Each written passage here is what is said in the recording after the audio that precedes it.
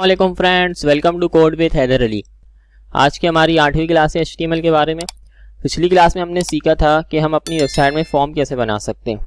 जैसे कोई यूज़र आए हमारी वेबसाइट पे, उसको हमने लॉगिन करवाना है या साइन अप करवाना है या कॉन्टैक्ट अस का फॉर्म है, वो हम कैसे बना सकते हैं, ये हमने सीखा था पिछली अपनी क्लास में। अगर आपने मेरी पिछली वीडियो नहीं देखी तो मैं आपको डिस्क्रिप्शन में उसका लिंक दे दूँगा। सही है, हमने बहुत कुछ सीख लिया है हमारी क्लास में। हमारी जितनी भी क्लास हुई, आज हमारी 8वीं क्लास है, हमारी 7 क्लास हो गई है। सही है, तो अगर आप बीच से वीडियो देख रहे तो मैं आपको प्लेलिस्ट का भी लिंक दे दूंगा। आप बिल्कुल शुरू से जब वीडियो देखेंगे, अगर आप बिगिनर्स हैं तो आपको ज़्यादा समझ आएगा सही से। सही है, तो आज की क्लास में हम क्या सीखेंगे, इनलाइन और ब्लॉक एलिमेंट्स कौन से होते हैं।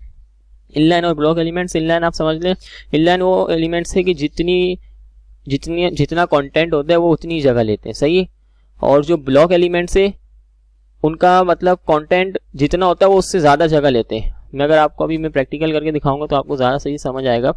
तो हम अपनी न्यू फाइल एक बनाते हैं, एडोबी ड्रीमवीवर खोलते हैं हम। सही है, तो हम अपनी आज न्यू फाइल बनाते हैं, उसका नाम हम रख देते हैं इनलाइन और ब्लॉक नाम रख देते हैं हम, इनलाइन और ब्लॉक। सही है, इसी को कॉपी कर लेते हैं हम, इसको टाइटल में भी यही नाम रख देंगे। और ये हमारी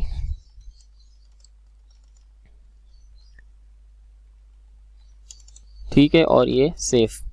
अब मैं आपको दिखाता हूँ, जैसे हमने सीखा हुआ है, मैंने आपको एक डिफ का टैग बताया था, याद है ना आपको। डिफ का टैग मैंने बताया था कि डिफ हमारी इसलिए यूज़ होता है, वो हर चीज़ को डिवाइड कर देता है हमारी वेबसाइट में, डिवीजन कर देता है हमारी वेबसाइट में। तो मैं डिफ का एक टैग बनाता हूँ। सही है, मैंने डिफ का एक टैग बनाया, ठीक है, और उसको मैंने क्लोज करा। अब उसके अंदर मैंने लिख दिया दिस इज डिव टैग। सही है, ये मैंने लिख दिया। अब मैं बनाता हूँ एक स्पैन का टैग। ठीक है, स्पैन का टैग मैंने आपको बताया नहीं, स्पैन का टैग भी डिव के टैग की तरह ही होता है। सही है, लेकिन जो अब डिव और स्पैन में फ़र्क क्या है ये मैं आपको बताता हूँ। ये देखें, अभी आपको फ़र्क पता चलेगा स्पैन हम क्यों यूज़ करते हैं और डिव और स्पैन में फ़र्क क्या है। ये देखें, अभी मैंने स्पैन का टैग बनाया। अब इसमें मैंने लिखा दिस इज स्पैन टैग। सही है, इसको सेव कर दिया। अब इसको रन करवा के देखते हैं।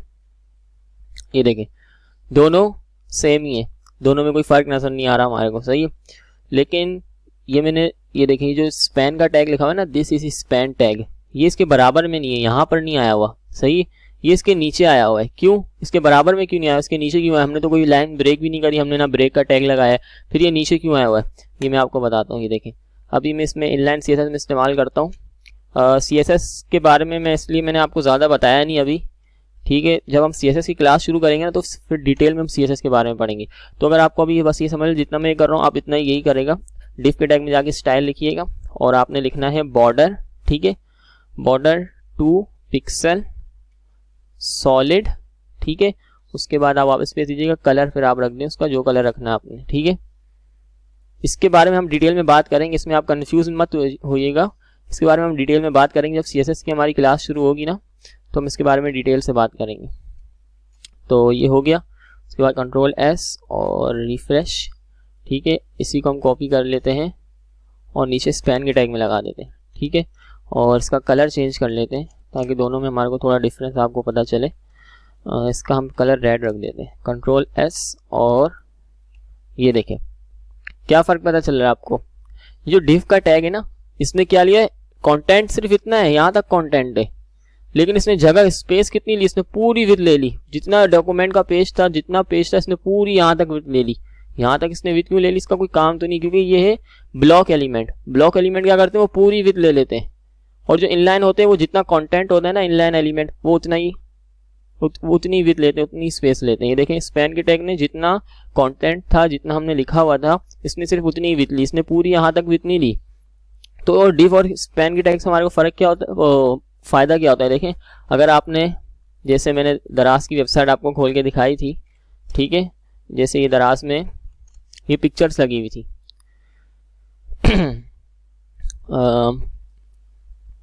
ये देखें, जैसे ये दराज में पिक्चर्स लगी हुई हैं, लोड होने में थोड़ा टाइम ले रहा है, 2 मिनट। ये देखें, दराज में जैसे ये पिक्चर्स लगी हुई हैं, ठीक है, ये हम डिफ के टैग से लगा सकते हैं, लेकिन हमारे को उसके लिए थोड़ी CSS अप्लाई करनी पड़ेगी, उसकी विड्थ और हाइट सेट करनी पड़ेगी। ठीक है, तो ये देखिए, जब आप इसको एक इमेज लगाएंगे ना, डिफ के टैग से आप एक इमेज लगाएंगे, तो वो डिफ का टैग क्या करेगा, इमेज जितनी होगी, जितनी इमेज आपने लगाई, उसकी विड्थ और हाइट सेट की इमेज की डिफ के अंदर उसको रखा, सही है। लेकिन वो डिफ क्या करेगा, यहाँ से लेकर यहाँ तक पूरी जगह ले लेगा, सही है। फिर अगर आप दूसरी इमेज लगाएंगे ना, तो वो स्पैन की टैग की तरह इसी तरह इसके नीचे आएगी, यहाँ पर, यहाँ बराबर में नहीं आएगी। क्यों? क्योंकि आपने डिफ का टैग लगाया, और डिफ क्या है, एक ब्लॉक एलिमेंट है, वो पूरी जगह ले लेता है, सही है। तो फिर वो दूसरी इमेज है वो इसके नीचे आएगी, ठीक है। इसी तरह आप फिर एक और इमेज डिफ में लेंगे, वो इसके नीचे आ जाएगी। तो अगर आपको इमेज लगानी है ना, मतलब एक लाइन में इमेज लगानी, तो आप स्पैन के टैग से लगाएं। मैं आपको लगा के दिखाता हूँ, ये देखें। अब इमेज डिफ और ये ना स्पैन के टैग में मैं आपको फर्क बताता हूँ। ये देखिए, अभी मैंने डिफ का टैग लिया एक, सही है, इसको क्लोज करा, ठीक है। इसके अंदर मैंने एक इमेज का टैग ले लिया, IMG लिखा मैंने, सही है। उसके बाद मैंने लिखा सोर्स, ब्राउज में गए, हमने इमेज जो डाउनलोड की थी हम वो यूज़ कर लेते हैं। ये हमारी इमेज जो थी, ठीक है। इसको अभी हमने, अब इसको मैं वापस कॉपी करके ठीक है, बल्कि 2 मिनट, विद और हाइट हमने इसके सेट नहीं की, वो वैसे ही बड़ी हो जाएगी। विद हम इसकी रख देते हैं 200 पिक्सल, और हाइट भी हम इसकी रख देते हैं 200 पिक्सल, ठीक है। अब इसको कॉपी करके हम नीचे पेस्ट कर लेते हैं। ये हमारी सेकंड इमेज, हमारी थर्ड इमेज हो गई, सही। इसको सेव कर लेते हैं। अब इसी तरह हम स्पैन के टैग से बनाते हैं एक इमेज। स्पैन का टैग हमने लिया, ठीक है, और स्पैन का टैग क्लोज हो गया, ठीक है। और ये इमेज हम यही ले लेते हैं कॉपी करके, Ctrl+C और Ctrl+V। अब इसी को हम कॉपी कर लेते हैं नीचे स्पैन के टैग की इमेज को, और ये थर्ड इमेज, ये फोर्थ इमेज, और Ctrl+S। अभी हम चेक करते हैं आउटपुट कैसा आ रहा है हमारा। ये देखें, अब डिफरेंस आपको पता चल रहा है। डिफ के टैग ने क्या किया है, डिफ के टैग ने यहाँ से लेकर यहाँ तक पूरी जगह ले ली है, ठीक है। यहाँ फिर दूसरी इमेज को, यहाँ पे जगह ही नहीं बची, दूसरी इमेज को उसके नीचे जाना पड़ा, फिर इस इमेज ने पूरी यहाँ तक जगह ले ली, फिर उसको उसके नीचे जाना पड़ा। लेकिन स्पैन के टैग ने देखें, जितनी इमेज थी इसने उतनी जगह ली है, फिर उसके बराबर में दूसरी इमेज आ गई, फिर उसके बराबर में दूसरी इमेज आ गई। हम इसी को बॉर्डर इसी तरह दे के, बॉर्डर हम इसी को इसी तरह दे देते हैं ताकि आपको समझ आए। ये हम डिफ के टैग में दे देते हैं ये बॉर्डर, और ये स्पैन के टैग में हम ये बॉर्डर दे देते हैं। ये स्पैन के टैग का बॉर्डर हो गया। Ctrl+S।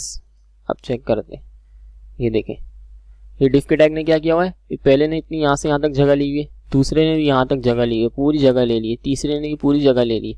लेकिन स्पैन के टैग ने क्या किया हुआ है, देखें, अगर आपको नज़र आ रहा हो, ये देखें, स्पैन के टैग ने उतनी जगह ली हुई है जितनी इमेज है, देखें। तो आपको समझ आ गया, इनलाइन और ब्लॉक एलिमेंट में। डिफ एक ब्लॉक एलिमेंट है, वो जितना कंटेंट होता है उससे ज़्यादा जगह ले लेता है, और स्पैन एक इनलाइन एलिमेंट है, वो जितना कंटेंट होता है सिर्फ उतनी ही जगह लेता है, सही है। आपको समझ आ गया स्पैन और डिफ के टैग के बारे में डिफरेंस। अब इसी तरह हम एक, जैसे मैंने H2 की हेडिंग का टैग लिया, सही, और इसमें मैंने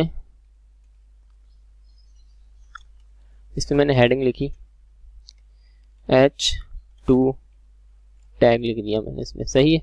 और अभी हम इसको सेव करके चेक करते हैं, और ये हमने सेव करा। अब H2 का टैग ये रहा, सही है। अब इसी के साथ मैं एक और टैग ले लेता हूँ H2 का, बल्कि मैं H2 ही लिख देता हूँ, H2 टैग, और यहाँ पे इसको एक और ले लेते हैं, सही है। Ctrl+S, और ये हमने रिफ्रेश किया, ये देखें, H2 का टैग भी एक ब्लॉक एलिमेंट है, उसने ब्लॉक टैग है, उसने भी पूरी जगह ली हुई है। इसके लिए आप इसको CSS का स्टाइल लगा के आपको मैं दिखा देता हूँ ताकि आपको सही से, यहाँ पे मैंने इसको ली, ये देखें, Ctrl+S और रिफ्रेश, ये देखें, H2 के टैग ने भी पूरी जगह ली हुई, सही है। तो H2 का टैग भी एक क्या है, ब्लॉक टैग है, ब्लॉक एलिमेंट है। अब एंकर का टैग है, एंकर का टैग जो हम लिंक के लिए इस्तेमाल करते हैं, एंकर का टैग हम देखते हैं। एंकर का टैग, ये कुछ मसला आ रहा है यहाँ पे, 2 मिनट, ये मसला आ रहा है यहाँ से, इमेज का टैग यहाँ पे शुरू हो रहा है, ठीक है। सोर्स लगी है, उसकी विड्थ और हाइट सेट है, अच्छा ये यहाँ पे मसला आ रहा है इसकी वजह से, ठीक है। एंकर का टैग हम देखते हैं, एंकर का टैग क्या है। अभी एंकर के टैग में हमने कुछ लिखा हमने this is anchor anchor tag. ठीक है, अब हम चेक करते हैं एंकर का टैग हम वापस ऐसे लिख देते हैं, ये हमने लिख दिया। अब चेक करते हैं कहाँ है एंकर का टैग, ये रहा, this is anchor tag, this is anchor tag, this is anchor tag.